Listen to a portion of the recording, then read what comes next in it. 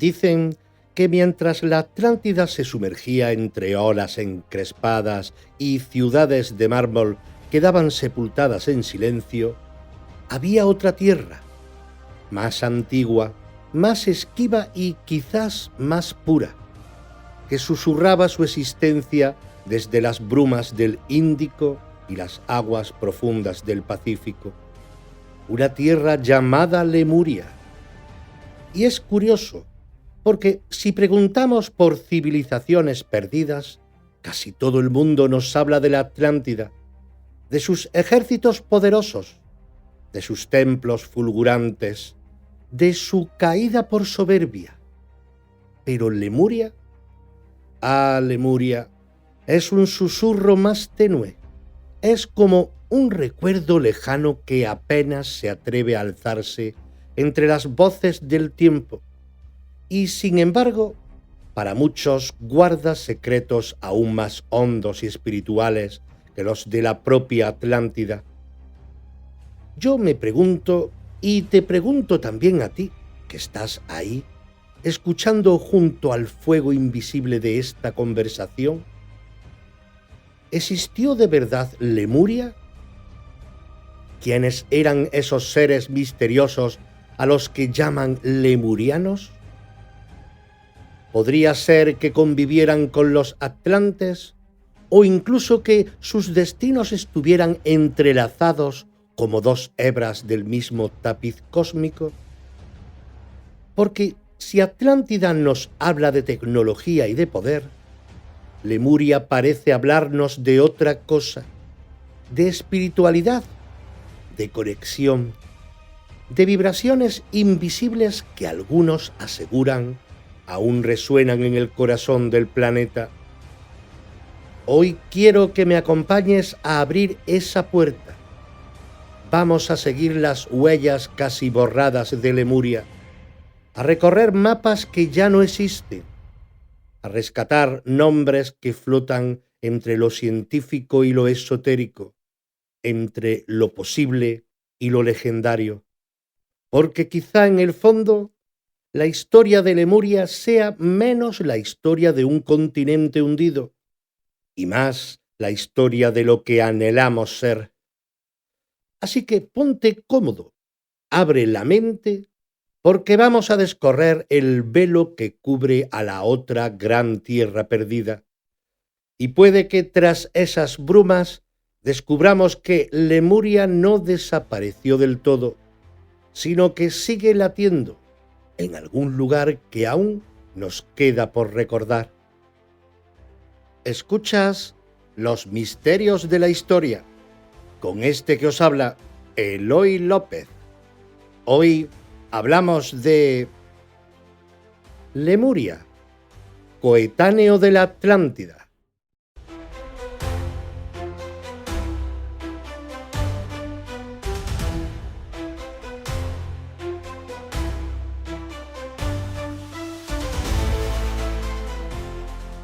No deja de fascinarme cómo a veces los grandes misterios nacen no en templos antiguos, ni en crónicas de sacerdotes, sino en los cuadernos gastados de científicos victorianos, rodeados de frascos con bichos disecados y mapas llenos de manchas de té.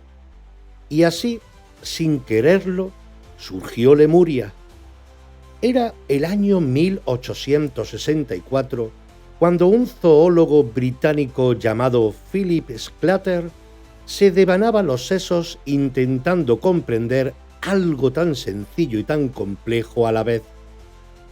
¿Por qué los lémures, esos primates pequeños de ojos saltones, habitaban lugares tan lejanos como Madagascar, África e incluso partes de Asia, pero no existían en los vastos espacios intermedios?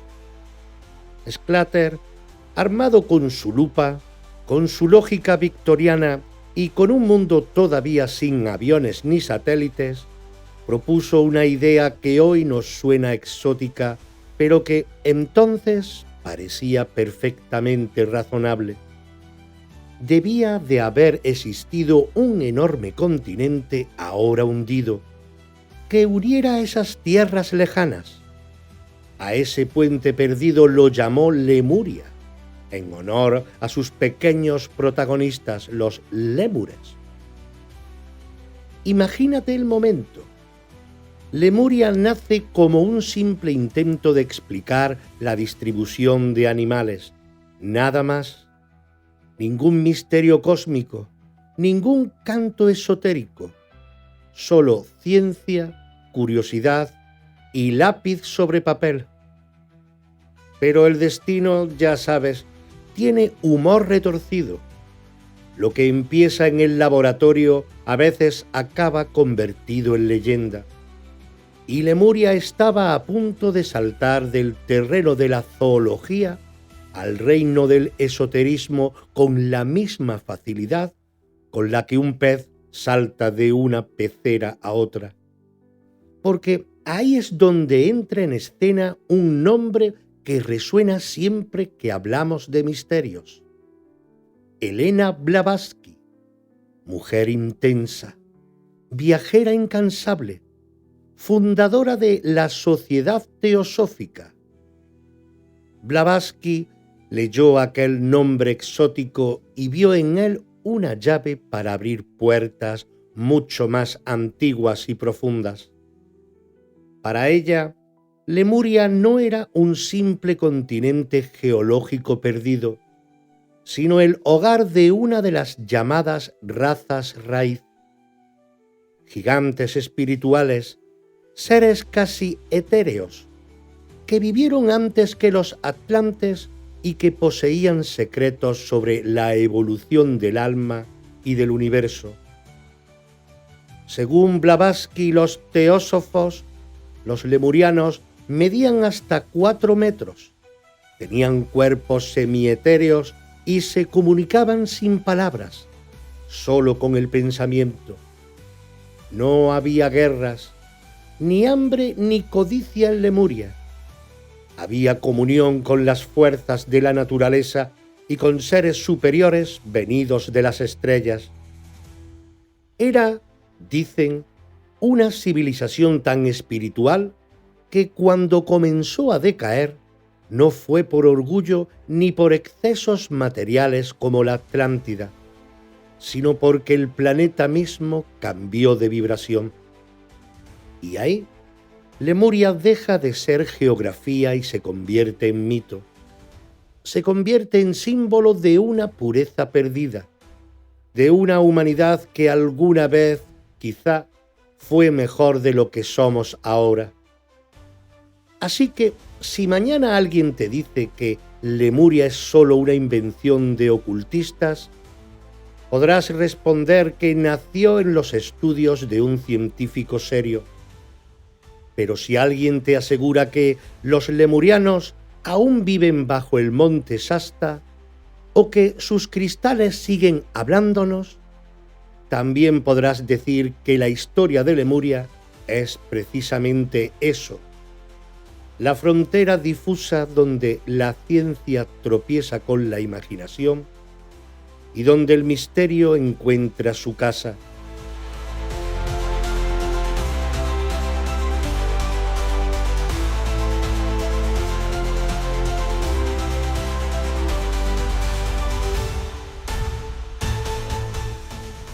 Si algo tienen en común todos estos mundos perdidos, Lemuria, Atlántida, Mu, es que nadie se pone de acuerdo sobre dónde demonios estaban. Y Lemuria es quizás el caso más escurridizo de todos. Porque una vez que Blavatsky y los teósofos tomaron aquel nombre prestado de la ciencia, empezó el baile de mapas. Para algunos, Lemuria se extendía por el Océano Índico, uniendo Madagascar, India, Sri Lanka y parte de África. Para otros, su territorio se estiraba mucho más allá, rozando incluso Australia y sumergiéndose en los abismos del Pacífico. Y hay quien asegura que cubría zonas tan enormes que hoy abarcarían miles y miles de kilómetros de océano, esparciendo islas como migas de pan: Polinesia, Micronesia, Melanesia. Y es curioso, porque mientras unos miran hacia el Índico, otros señalan el Pacífico con el dedo firme, convencidos de que Lemuria estuvo por allí, rozando Hawái, las Islas Fichi, Samoa o incluso la misteriosa Isla de Pascua, con sus moais que parecen guardar secretos en piedra. Y en este embrollo aparece otra figura, James Churchward, el coronel británico que hablaba de un continente llamado Mu. A veces Mu y Lemuria se confunden, como dos nombres distintos para el mismo sueño, pero otras veces se presentan como tierras separadas: Lemuria en el Índico, Mu en el Pacífico. Aunque, siendo sinceros, las fronteras aquí son tan líquidas como el propio mar que las habría sepultado. La cosa es que, según los relatos más modernos, Lemuria no desapareció por completo. Fragmentos de ella podían seguir flotando sobre las aguas disfrazados de archipiélagos. Las islas de la Polinesia, por ejemplo, serían cumbres de las montañas lemurianas que se negaron a hundirse. Madagascar, dicen algunos, sería otro de esos retazos sobrevivientes. Pero el relato no se queda solo en mapas, porque los movimientos Nueva Era han dado un paso más y sitúan a los lemurianos en lugares mucho más inesperados. Uno de esos lugares es el Monte Shasta, en California, donde aseguran que los supervivientes de Lemuria se refugiaron en una ciudad subterránea llamada Telos.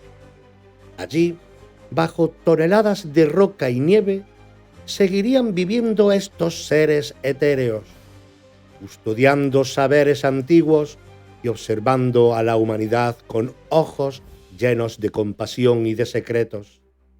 Así que la pregunta queda abierta: ¿fue Lemuria un continente físico que se hundió bajo el mar? ¿O es un reino espiritual que se extiende más allá de la geografía?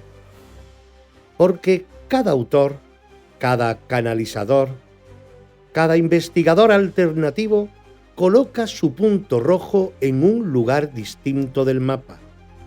Y quizá, en el fondo, Lemuria no sea un lugar en que podamos señalar con un compás sobre el globo terráqueo, sino una tierra que habita en algún rincón de nuestra memoria colectiva.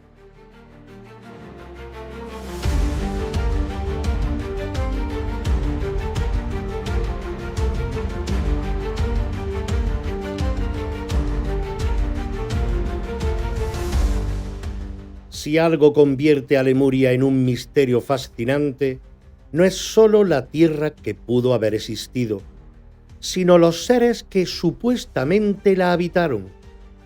Porque los lemurianos, según cuentan quienes los evocan, no eran simples humanos como tú o como yo, o quizás sí, pero en un estado distinto, más puro, más cercano a la esencia de lo divino. Para los teósofos y para quienes después siguieron sus pasos en la senda del esoterismo, los lemurianos fueron la llamada tercera raza raíz. Antes que ellos, según estas corrientes, existieron razas aún más etéreas, casi sin forma, pero los lemurianos habrían dado un paso hacia lo físico, aunque no completamente. Eran altos, algunos dicen de hasta 4 metros, de cuerpos esbeltos y piel translúcida, tan fina que dejaba entrever corrientes de luz en su interior. Y sobre todo, tenían algo que siempre enciende la imaginación: la capacidad de comunicarse sin palabras. Dicen que los lemurianos no necesitaban voz, que hablaban entre sí a través del pensamiento, que su conciencia estaba tan afinada que bastaba un leve impulso mental para transmitir imágenes, emociones, conceptos complejos, telepatía pura. Pero ahí no acaba el relato, porque si en Atlántida el esplendor estaba hecho de mármol, metales y máquinas de prodigiosa tecnología, en Lemuria el esplendor era interior. Los lemurianos, aseguran las corrientes espirituales, vivían en profunda conexión con la naturaleza, capaces de sentir el latido mismo del planeta. No había guerras, ni codicia, ni ansias de dominio. Era un mundo de armonía, donde la espiritualidad era la norma y no la excepción. Se hablaba de sus ciudades hechas de materiales cristalinos, donde la luz se refractaba como arcoíris en cada superficie. Se habla de templos dedicados a la energía cósmica y de rituales que no eran simples ceremonias, sino auténticos actos de unión entre el ser humano y el universo. Y en los relatos más modernos, los lemurianos siguen vivos, aunque no ante nuestros ojos. Dicen que se refugian en ciudades subterráneas como Telos, bajo el monte Shasta, o en otros puntos energéticos del planeta, vigilantes silenciosos de nuestro desarrollo espiritual. Para muchos en el mundo Nueva Era, los lemurianos son guías, seres ascendidos, protectores que envían mensajes a través de canalizadores y mediums. Y aquí surge otro elemento fascinante: los cristales lemurianos. Cuentan que los lemurianos, antes de que su tierra desapareciera, grabaron en cristales toda su sabiduría. Dicen que esas piedras, con sus líneas horizontales marcadas, están esparcidas por el mundo, esperando ser encontradas para transmitir códigos de conciencia y saber antiguo. Son como bibliotecas silenciosas, dormidas bajo la tierra. Así que, mientras los atlantes nos fascinan con sus máquinas y sus guerras, los lemurianos nos seducen con la idea de que una humanidad distinta, más sabia, pudo existir. Una humanidad que no miraba hacia afuera buscando poder, sino hacia adentro buscando luz. Y a veces, cuando pienso en todo esto, me pregunto si no será que los lemurianos no han desaparecido, sino que simplemente son la parte más elevada de nosotros mismos, esa parte que aún recuerda cómo comunicarse con el universo sin palabras y cómo vivir en armonía con todo lo que existe.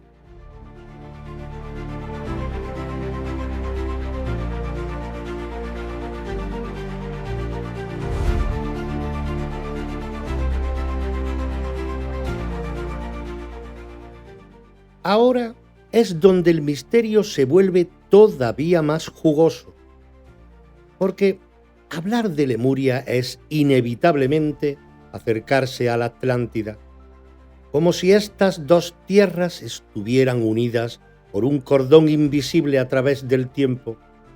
Y surge la gran pregunta: ¿fueron coetáneas, rivales, amigas o simples extrañas la una para la otra?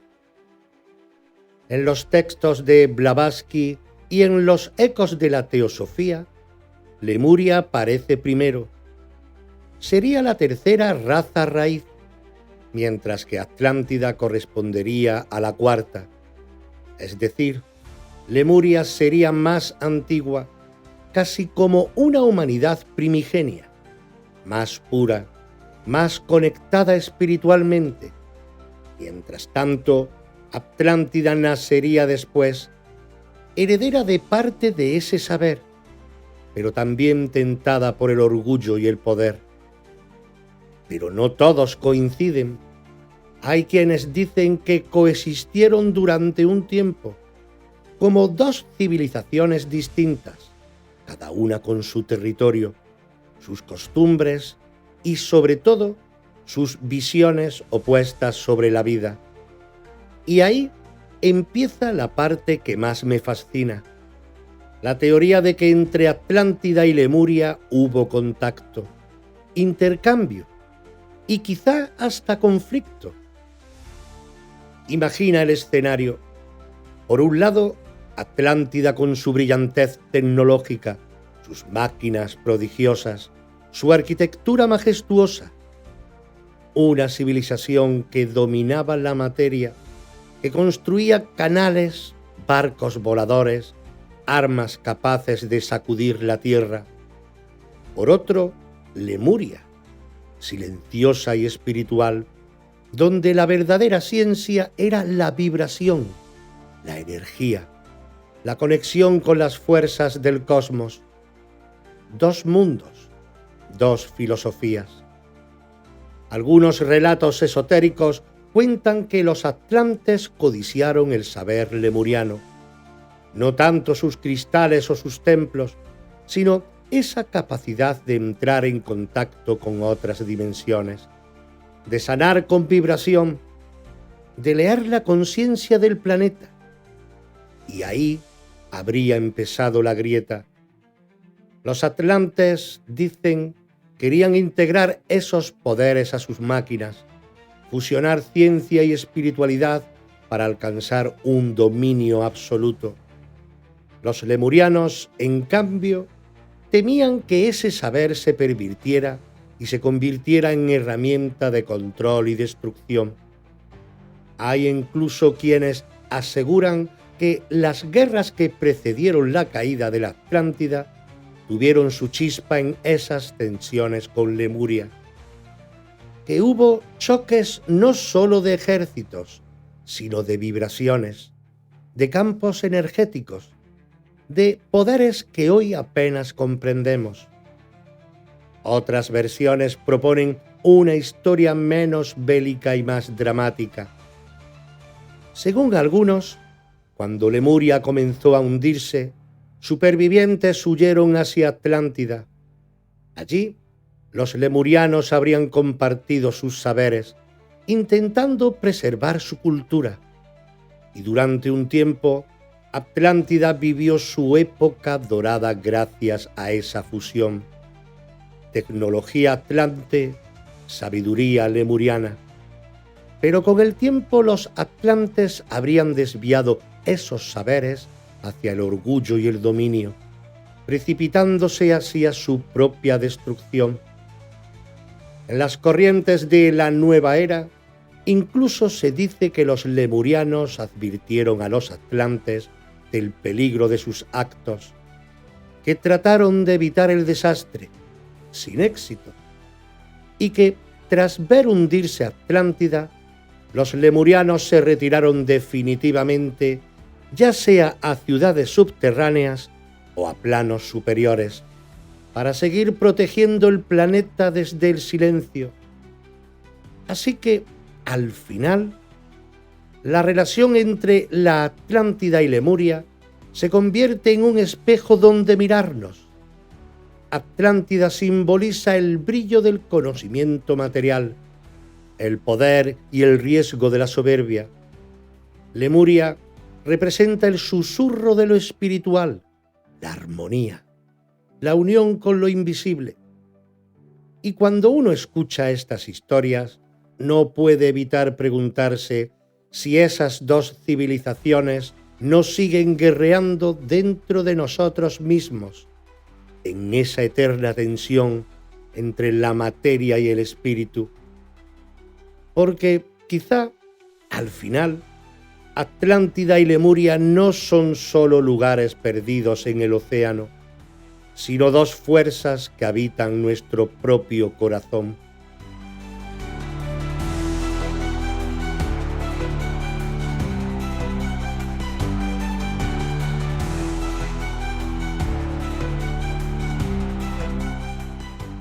Y así llegamos al momento más oscuro en la historia de Lemuria, su caída, su desaparición o quizá su transformación.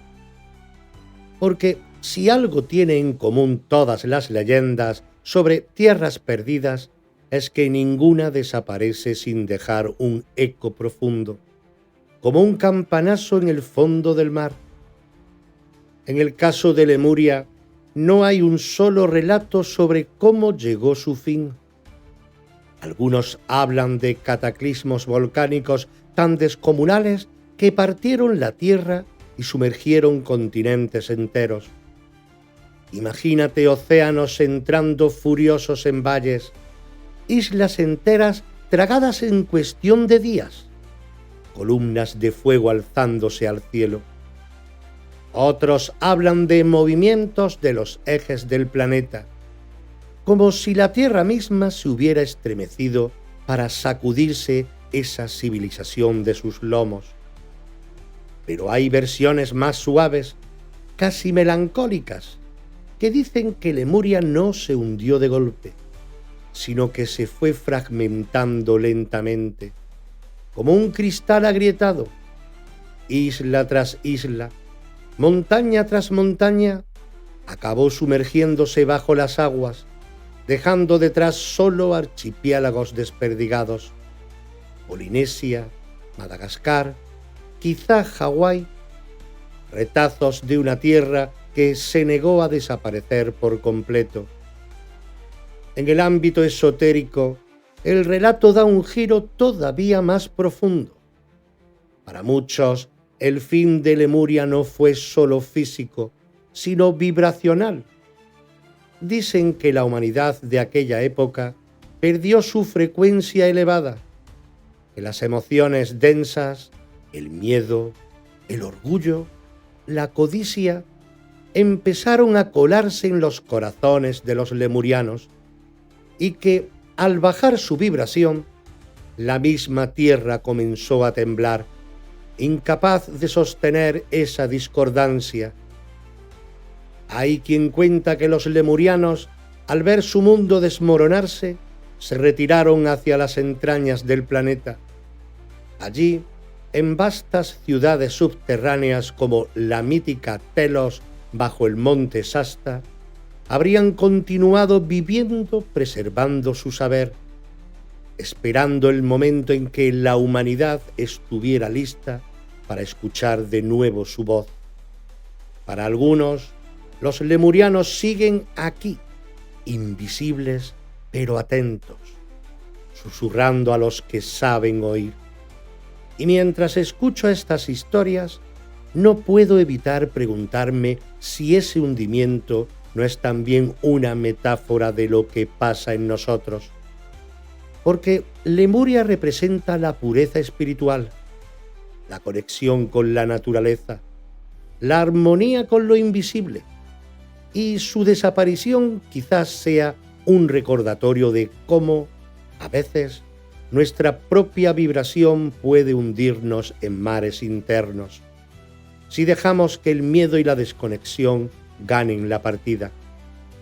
Así que, al final, el declive de Lemuria no es solo una historia sobre islas tragadas por el océano, es también una llamada, una voz que nos dice que, aunque un continente pueda hundirse, la esencia de su sabiduría puede sobrevivir, si sabemos buscarla.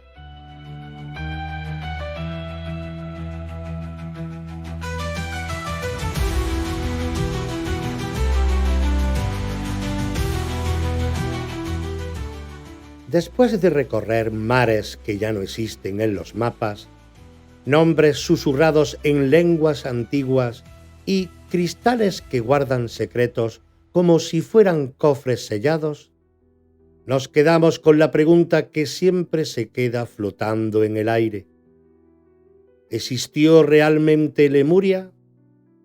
Quizás sí, quizá no, o quizá, como tantas veces en la historia, Lemuria sea mucho más que un lugar físico, porque mientras hablamos de continentes que se hunden, de gigantes de 4 metros y de ciudades subterráneas bajo montañas nevadas, hay algo que vibra muy profundo en estas historias: el deseo humano de creer que hubo un tiempo en que vivíamos en paz, en armonía con la tierra, en contacto con el cosmos, sin guerras ni ambiciones que nos separaran.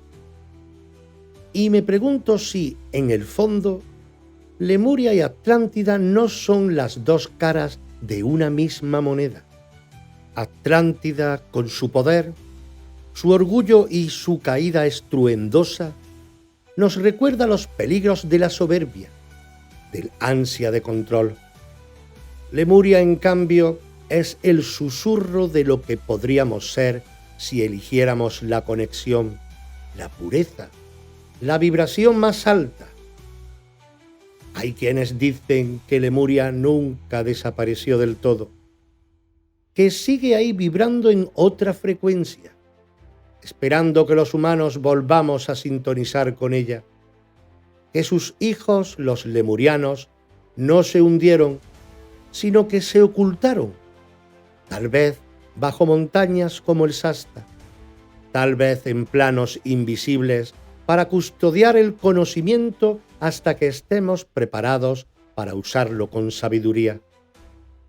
O puede que Lemuria viva dentro de nosotros mismos, en esa voz interna que nos susurra que somos algo más que carne y hueso, que somos seres capaces de amar, de intuir, de vibrar en sintonía con el universo.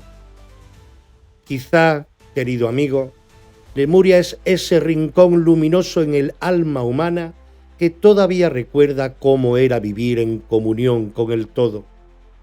Y por eso, mientras seguimos mirando mapas y buscando ruinas en el fondo del mar, quizá la verdadera expedición esté dentro.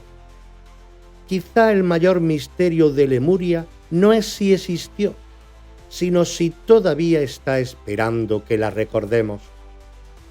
Así que, hermano, amigo, la próxima vez que mires el océano o que sostengas un cristal transparente en la mano o que sientas un escalofrío suave sin saber por qué, pregúntate si no será Lemuria llamándote desde alguna parte, porque tal vez, muy dentro de ti, todavía vibra un corazón lemuriano, esperando despertar.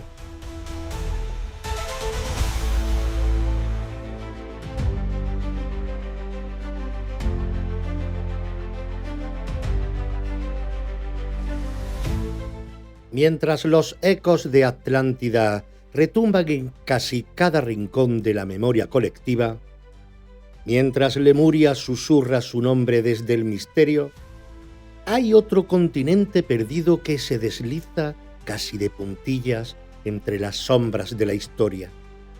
Mu.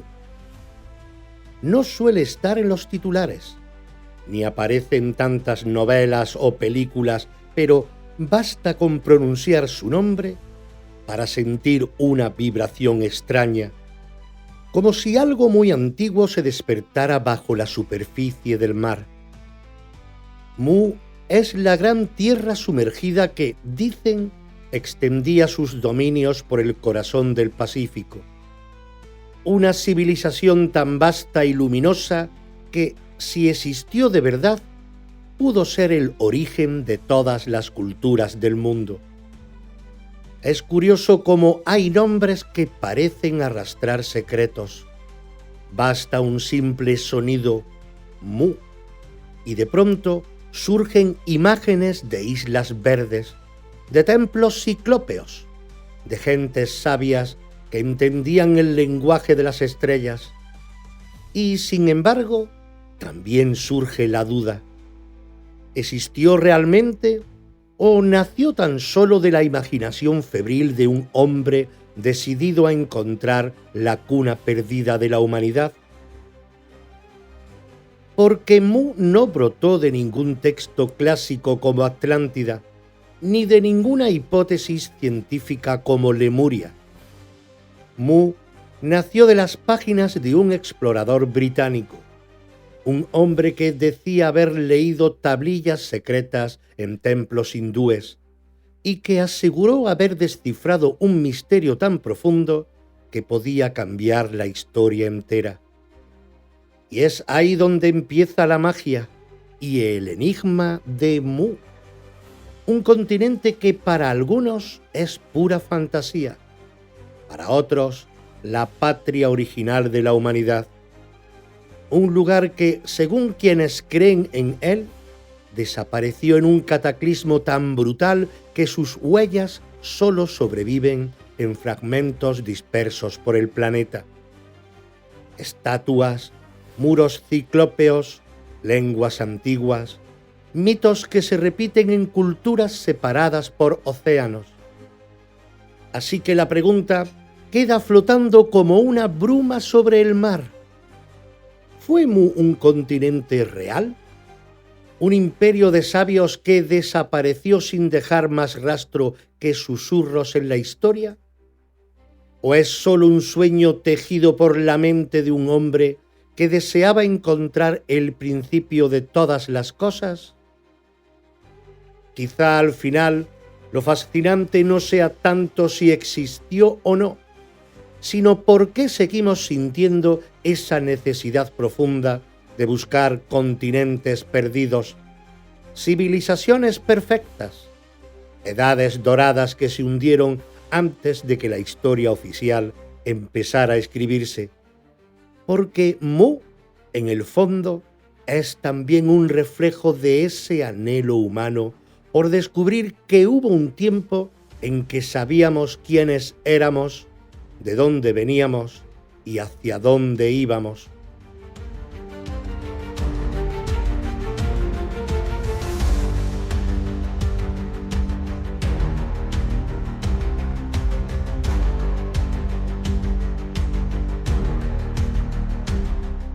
En el corazón de toda gran leyenda siempre hay nombres que actúan como hilos invisibles, uniendo pistas, sueños y descubrimientos. Y aunque el mito de Mu suele llevar la firma de James Churchward, hubo otro explorador que abrió antes la puerta a este misterio: Augustus Le Plongeon. Le Plongeon fue un arqueólogo aficionado y fotógrafo incansable que pasó años explorando las ruinas mayas en Yucatán.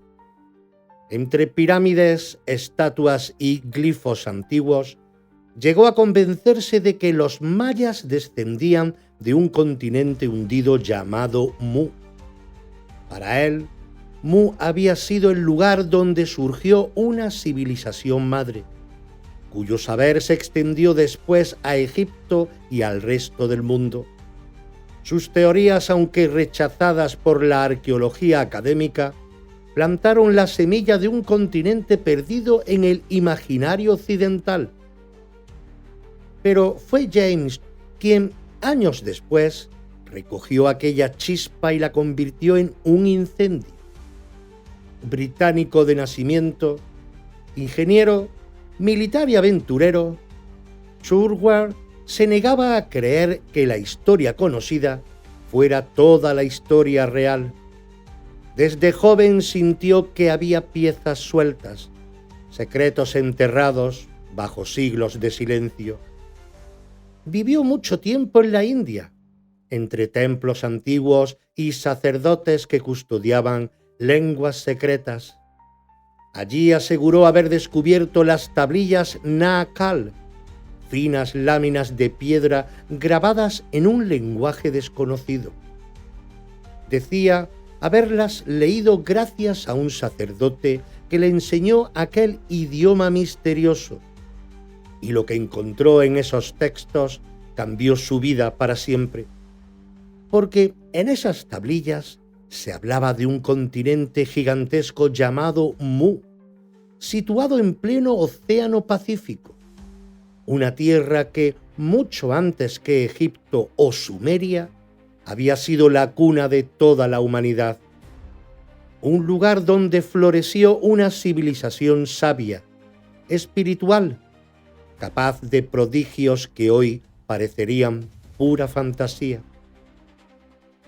Convencido de haber hallado la clave del pasado humano, James regresó a Occidente decidido a contar su historia. En 1926 publicó The Lost Continent of Mu, El continente perdido de Mu, el libro que daría nombre y forma al mito moderno. Desde entonces, Mu dejó de ser solo un susurro arqueológico y se convirtió en un continente legendario, poblado por gentes que conocían secretos sobre la energía universal, la arquitectura ciclópea y la conexión entre el hombre y el cosmos. Para James, todas las grandes culturas del mundo habían bebido de aquella fuente original. Egipto, Mesopotamia, la India, las civilizaciones precolombinas, todas serían ramas de un mismo tronco, el tronco de Mu. Sin embargo, el relato quedó envuelto en controversia. Para los historiadores y arqueólogos, las tablillas de Naakal jamás fueron vistas por nadie más, y ninguna evidencia arqueológica o geológica sostiene la existencia de un continente tan vasto en medio del Pacífico. Para ellos, Mu sigue siendo una ilusión, nacida del deseo humano de encontrar un origen glorioso y perdido. Pero lo cierto es que entre las páginas de James y las fotografías polvorientas de Le Plongeon nació un mito que se niega a morir. Y aunque la ciencia lo niegue, Mu sigue palpitando en la imaginación colectiva como un susurro que nos recuerda que quizás nuestros orígenes sean mucho más antiguos y más luminosos de lo que jamás se nos ha contado.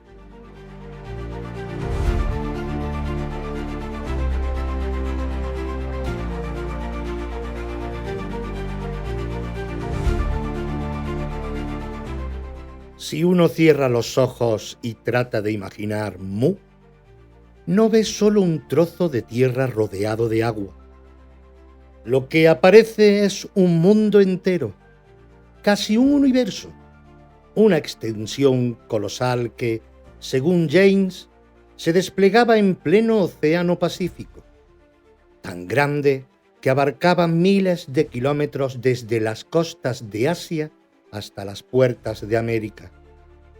En sus relatos, Mu no era una simple isla perdida, sino un verdadero continente, tan vasto que habría sido hogar de 64 millones de personas. Una cifra descomunal para aquellos tiempos antiguos en los que, supuestamente, ningún otro lugar del mundo conocía ni ciudades ni escritura. Y no solo era grande, era bello, exuberante, luminoso. Imagina valles fértiles donde crecían flores gigantes y frutas desconocidas, templos ciclópeos construidos con piedras tan enormes que parecían obra de gigantes, canales de agua cristalina serpenteando entre ciudades llenas de jardines. En Mu, según James, la vida fluía en armonía con las leyes de la naturaleza y del cosmos. La sociedad de Mu, dice, era pacífica y profundamente espiritual. No había guerras ni ansias de conquista. Las gentes vivían guiadas por principios elevados, regidos por sacerdotes filósofos que comprendían las fuerzas invisibles que mantenían el universo en equilibrio. James describe a los habitantes de Mu como hombres y mujeres de gran estatura, piel clara o cobriza según distintas fuentes, dotados de conocimientos extraordinarios. Sabían trabajar metales, construir monumentos indestructibles y, sobre todo, entendían lo que él llamaba la fuerza universal. una energía cósmica que sustentaba toda vida y que les permitía realizar prodigios más allá de lo que la ciencia actual puede explicar. En la visión de James, Mu fue la madre de todas las civilizaciones. Las grandes culturas del mundo, desde Egipto hasta las ciudades mayas, habrían recibido su semilla de emigrantes venidos de este continente perdido. Las pirámides, los glifos misteriosos, incluso las leyendas de dioses llegados del mar, serían ecos distantes de la grandeza de Mu. Y sin embargo, ese mundo espléndido se vino abajo, dice James, en un cataclismo tan brutal que en pocas noches borró continentes enteros. Volcanes, terremotos, enormes olas devoraron templos y ciudades. Mu se hundió bajo las aguas del Pacífico, dejando solo fragmentos dispersos. Islas como Hawái, Tahití, Pascua, que serían, según él, cimas supervivientes de aquellas montañas que se negaron a ser tragadas del todo. Así, en el relato de James, Mu es más que un lugar, es una civilización madre, un corazón antiguo que sigue latiendo, aunque solo podamos oírlo si nos acercamos lo suficiente al rumor profundo de las olas.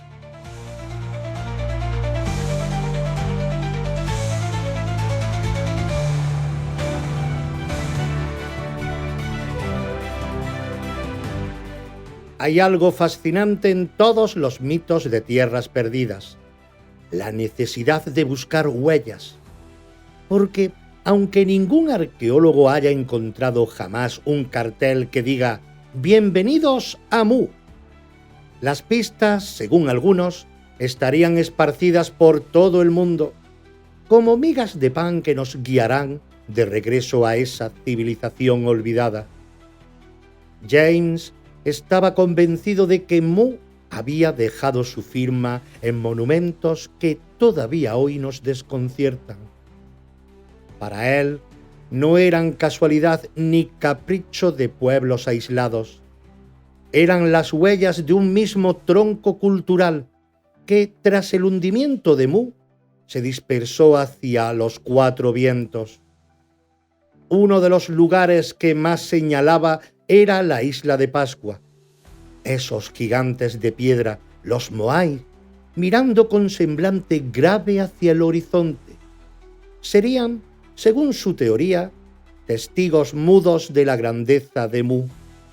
Sus proporciones colosales, su aire enigmático, eran, para James, un eco petrificado de aquel pasado perdido. Pero no se quedaba ahí. También hablaba de las murallas ciclópeas de Perú y Bolivia, bloques de piedra tan perfectamente encajados que ni una hoja de cuchillo cabe entre sus juntas. Para él, estas estructuras no podían ser obra de pueblos recién salidos de la prehistoria. Debían de ser recuerdos arquitectónicos de Mu, técnicas heredadas por gentes que huyeron de aquel continente sumergido.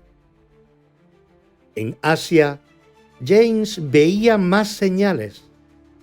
Las pirámides escalonadas, los glifos antiguos, los símbolos que se repiten en culturas separadas por océanos. Todo para él era un mismo idioma primigenio, el idioma de Mu.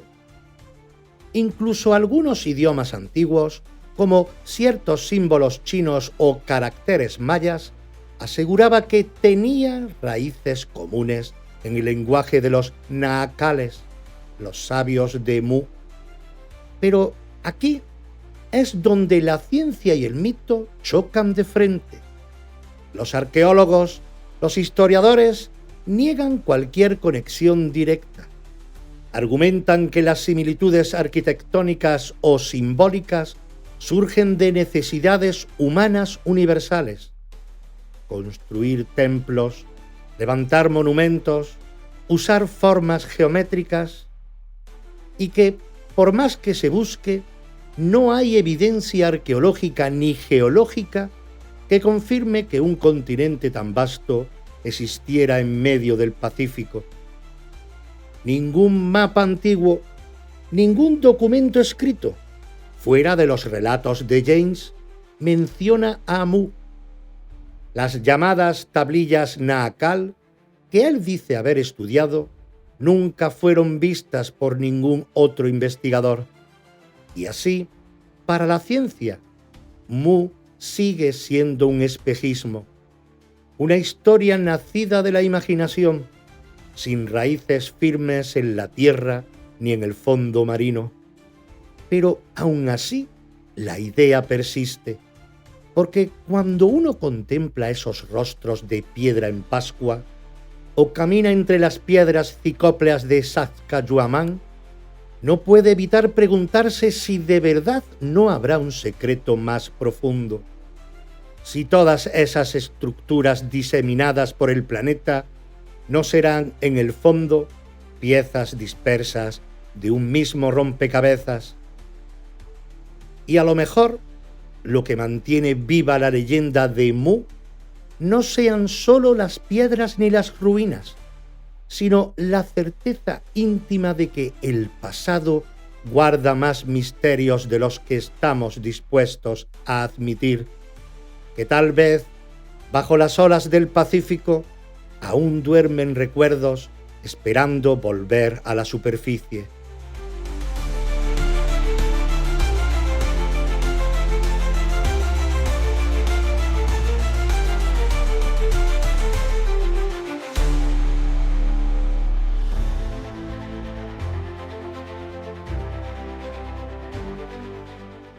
Y hasta aquí llegó este viaje entre los ecos del pasado, entre ruinas y leyendas, entre certezas e incógnitas.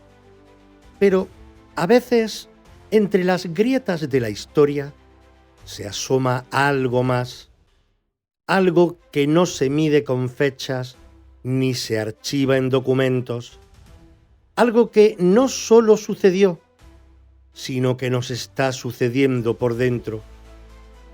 Si alguna vez te has preguntado qué hay detrás de los hechos, si has sentido que hay un alma que también camina la historia contigo, te espero en Reflejos del Alma, aquí, en esta misma sintonía y en esta misma plataforma, porque a veces el mayor misterio no está en lo que pasó, sino que está en lo que somos.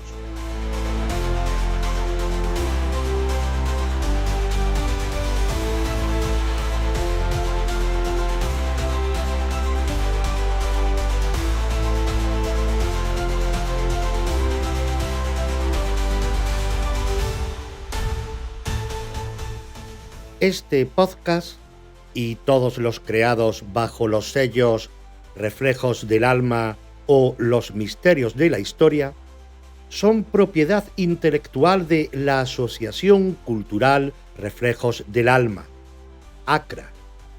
Su producción, creación y realización corresponden a dicha asociación sin ánimo de lucro. Cuenta con la colaboración desinteresada y sin percepción económica alguna de Eloy López como voz narradora, en calidad de voluntario.